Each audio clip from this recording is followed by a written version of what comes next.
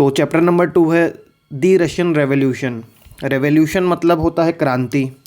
Revolution का मतलब होता है कि सडन पॉलिटिकल चेंज आना, वहाँ के लोगों द्वारा डिमांड किए जाना कि सडन पॉलिटिकल चेंज चाहिए। जैसे कि राजा का राज हो रहा है वहाँ पर, तो राजा के रूल से उन्हें अगर एक डेमोक्रेसी बनना है तो डेमोक्रेसी में उनका जो स्विच करना, जो लोगों का सड़कों पर उतरना, लोगों का वहाँ पे प्रोटेस्ट करना, लोगों के थ्रू वहाँ पे एक सडन चेंज आना पॉलिटिकल, तो उसे हम कहते हैं रेवोल्यूशन, मतलब क्रांति हिंदी में। तो दी रशियन रेवोल्यूशन, सीधी बात है, ये समझ में ये आ रहा है कि ये रशिया में हुआ होगा द रशियन रेवोल्यूशन। तो पहले इस वीडियो में हम सिर्फ बहुत ऊपर से जानेंगे कि क्या था रेवोल्यूशन, किसे कहा गया। आगे हम जानेंगे कि उसके कारण क्या थे, वहाँ पे क्या एक बैकग्राउंड डेवलप हो रहा था कि वहाँ के लोगों को एक रेवोल्यूशन पे उतरना पड़ गया। तो जो रशियन रेवोल्यूशन है उसे हम इस तरह समझ सकते हैं कि 1914 में वहाँ पर एक रशियन एम्पायर हुआ करता था, मतलब मोनार्की मतलब वहाँ पर किसी भी तरह की डेमोक्रेसी नहीं है। जिसके मोनार्की के जो वहाँ पर वो हुआ करते थे रूलर, उनका नाम था सार निकोलस टू। ये जो इनकी फ़ोटो है, सार निकोलस टू, ये रशिया के रूलर हुआ करते थे। तो वहाँ पर रशियन रेवोल्यूशन के पहले जो रशिया है, आज का जो रशिया है हमारा, वो छोटा है। आज उस समय रशिया बहुत बड़ा हुआ करता था, जिसमें टेरिटरी आती थी। मॉस्को तो रशिया की कैपिटल था ही। रशियन एम्पायर को आज का जो फिनलैंड है, अभी ये एक बार मैप में देखना, सारी कंट्रीज़ हैं, सब क्लियर हो जाएंगे। Lithuania, Estonia, part of Poland, Ukraine, Belarus. और अगर एशिया पैसिफिक, एशिया की तरफ की बात करें, एशिया में भी हम देखा जाए तो Georgia, Armenia and Azerbaijan. Armenia और अजरबैजान ये तो अभी सुने होंगे। आर्मेनिया और अजरबैजान पहले रशियन एम्पायर के पार्ट थे, फिर सोवियत यूनियन के पार्ट भी बने। और आर्मेनिया और अजरबैजान के बीच में अभी रिसेंटली 2020 में ही वॉर हुई है, जिसमें अजरबैजान ने आर्मेनिया को हरा दिया है।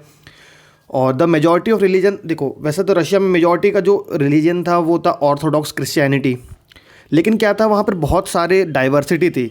लेकिन ऐसा नहीं कह सकते केवल ऑर्थोडॉक्स क्रिश्चियनिटी ही वहाँ पे, जैसे ग्रीक ऑर्थोडॉक्स चर्च हुआ करते थे, वहाँ पर इंक्लूड हुआ करता था। जैसे कैथोलिक्स भी थे वहाँ पे, प्रोटेस्टेंट भी थे। प्रोटेस्टेंट्स मतलब जो कैथोलिक से अलग हुए हैं, एक ये कहना चाहिए क्रिश्चियनिटी का ही एक पंथ है। जैसे एक क्रिश्चियनिटी की एक अलग से डिवाइडेड चीज़ है, मतलब वो प्रोटेस्टेंट हैं, कुछ कैथोलिक हैं, कुछ रोमन कैथोलिक हैं, कुछ ग्रीक ऑर्थोडॉक्स हैं। ऐसे अलग अलग क्रिश्चियन में होते हैं। तो प्रोटेस्टेंट्स भी एक क्रिश्चियन का प्रकार है। मुस्लिम भी हुआ करते थे, कुछ बुद्धिस्ट भी हुआ करते थे। तो ये रशियन रेवोल्यूशन का उस समय का ये दौर चल रहा है। तो अभी तक तो लगा कि ठीक है, बहुत बड़ा हमारा साम्राज्य है। जो सार निकोलस टू वहाँ के रूलर हैं, जो कि उस एम्पायर को रूल कर रहे हैं, जो कि मोनार्क हैं, ना कि डेमोक्रेसी। लोगों ने उन्हें नहीं चुना है, वो खुद वहाँ पर बने। सब कुछ ठीक है, तो क्या वहाँ पे रेवोल्यूशन होना की अभी कोई बात आई? नहीं, रेवोल्यूशन की क्या ज़रूरत थी? तो उसको अपन आगे देखेंगे कि जब हम पढ़ेंगे कि रशियन इकोनॉमी कैसी थी, इकोनॉमी कैसी है रशियन की, और उस समय की रशियन इकोनॉमी के साथ सोसाइटी कैसी थी, और कैसे कैसे एक लोगों में क्रांति की भावना वो डेवलप होती गई, एक रेवोल्यूशन की भावना लोगों के मन में डेवलप हुई। तभी जाके लोगों ने एक रेवोल्यूशन किया। अगर बात करें बिल्कुल ब्रीफ में कि रेवोल्यूशन था क्या, तो वहाँ पर क्या होता है रशिया में कि फरवरी 1917 में, और फरवरी 1970 में जो वहाँ के जो मोनार्क होते हैं, मतलब ये सार निकोलस टू, वो उनका फॉल हो जाता है, फॉल ऑफ मोनार्की इन 1917। और फिर क्या होता है कि जो सोशलिस्ट लोग जो सोशलिज्म की जो आइडियोलॉजी है उसे फॉलो करते हैं, मतलब कि वो किसी प्राइवेट प्रॉपर्टी के हमेशा अगेंस्ट हैं और कॉरपोरेटिव लोगों को सपोर्ट देना चाहते हैं। वो चाहते हैं कि गवर्नमेंट जो है वो वेलफेयर गवर्नमेंट हो, और किसी भी तरह के कैपिटलिज्म, मतलब कि पूंजीवाद, वो बर्दाश्त नहीं करते कि किसी एक इंसान की संपत्ति नहीं होनी चाहिए। सभी लोग मिलकर एक कॉरपोरेटिव जैसे सारी इंडस्ट्रीज़ को चलाएं, सारे कंपनीज़ को चलाएं, जिससे जो वर्कर्स हैं उनकी जो कंडीशन है वो लगातार इम्प्रूव होती रहे। तो क्या हुआ कि फरवरी 1970 में एक फॉल ऑफ मोनार्की हुआ, वहाँ की मोनार्की का फॉल हो गया, मतलब सार निकोलस टू को हटा दिया गया।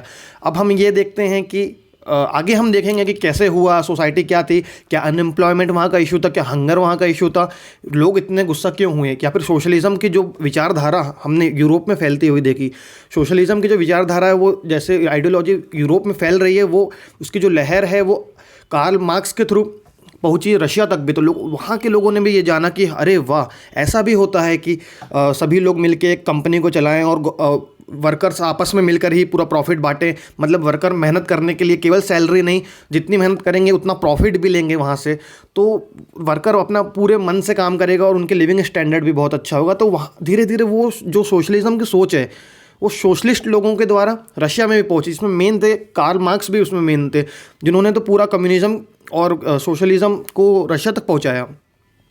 तो इनका फॉल हो गया फरवरी 1917 में, और उसके बाद अक्टूबर में क्या हुआ कि एक और रेवोल्यूशन हुआ, जिससे उसी ईयर फरवरी में वो मोनार्क ख़त्म हो गया रशिया में, और अक्टूबर में एक और रेवोल्यूशन होता है। वहाँ पे जब फॉल ऑफ मोनार्क हुआ था तो वहाँ पे एक गवर्नमेंट इस्टेब्लिश की गई थी, मतलब ऐसे ही काम चलाओ जैसी गवर्नमेंट वहाँ इस्टेब्लिश की गई।